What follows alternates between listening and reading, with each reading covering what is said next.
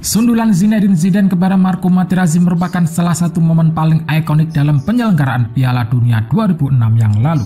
Piala Dunia 2006 merupakan salah satu edisi kejuaraan tersebut yang banyak dikenang. Bukan saja karena dalam ajang tersebut, Italia mengakhiri paceklik gelar 24 tahun, tapi juga berkat adanya insiden di partai puncak ajang tersebut. Pada pertandingan tersebut, tim nasional Italia menjadi juara Piala Dunia setelah mengalahkan Prancis dalam drama adu penalti 5-3. Keduanya bermain imbang 1-1 setelah 120 menit. Gol penalti cepat Zinedine Zidane pada menit ke-7 membawa Les Blues unggul lebih dulu. Namun, sekitar 12 menit kemudian, bek kayak Italia Marco Materazzi menyamakan kedudukan. Hanya saja, pertandingan ini juga dikenang dengan insiden yang melibatkan kedua pencetak gol tersebut.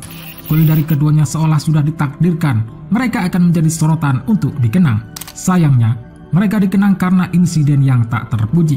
Seperti diketahui, dalam laga final tersebut, bintang andalan tim ayam jantan Zinedine Zidane melakukan aksi tidak terpuji dengan menanduk dada Marco Materazzi yang merupakan bek andalan Italia.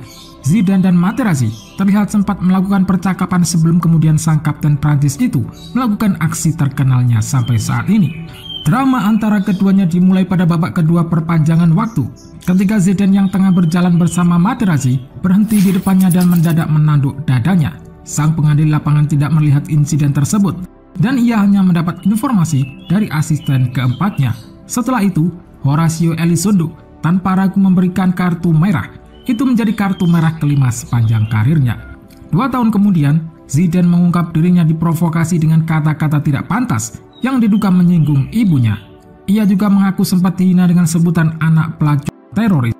Namun, ia juga menyesali karena telah bereaksi berlebihan dengan kata-kata tersebut, meski ia takkan menyesali tandukannya terhadap Materazzi.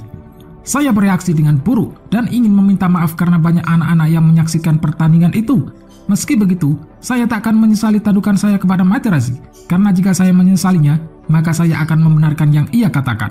Sebenarnya, tidak ada masalah antara saya dengan dirinya sebelum pertandingan itu. Semua bermula ketika ia memegang baju saya dan saya meminta ia hentikan hal itu. Lalu saya katakan jika dia ingin baju saya akan berikan setelah pertandingan. Lalu, yang terjadi kemudian adalah dia menghina saya dengan kata-kata tidak pantas yang menyinggung ibu dan adik saya. Saya coba abaikan, tapi kemudian saya menghampirinya dan semua tandukan itu terjadi begitu cepat. Materazzi sempat menolak tuduhan tersebut meski ia mengakui sempat berbicara kata-kata kasar kepadanya. Ia juga menegaskan tak pernah menyebut Zidane dengan sebutan teror dan menghina ibunya seperti yang diberitakan. Itu merupakan hinaan yang sudah terlanjur menyebar. Saya tak pernah memanggilnya teroris. Saya bukan orang tak berbudaya yang sama sekali tak menyebutkan hal-hal berbau politik, ras, dan agama kepadanya. Saya juga tak pernah menghina ibunya. Saya kehilangan ibu saya saat berusia 15 tahun dan saya masih emosional jika membicarakan itu. Lebih lanjut, menurut Materazzi, Zidane bersikap provokatif saat ia memegang bajunya yang membuatnya mengeluarkan kata-kata seperti itu, meski ia juga menyesali telah menghina saudaranya. Saya hanya memegang bajunya lalu ia merespon, nanti saja setelah pertandingan. Bukankah itu sebuah provokasi? Memang betul saya merespon dengan menyinggung saudara perempuannya, dan itu hal yang buruk. Saya juga tak tahu kalau dia punya saudara perempuan sebelumnya.